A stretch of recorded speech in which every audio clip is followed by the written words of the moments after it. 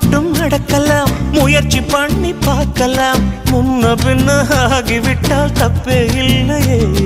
கட்டிக்கொண்டால் ஐயோ தப்பே இல்லை. கட்டில் மேலே தப்புகள் தப்பே இல்லை.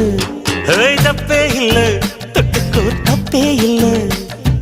தள்ளி நின்னா வாழ்க்கையில் உப்பே இல்லை.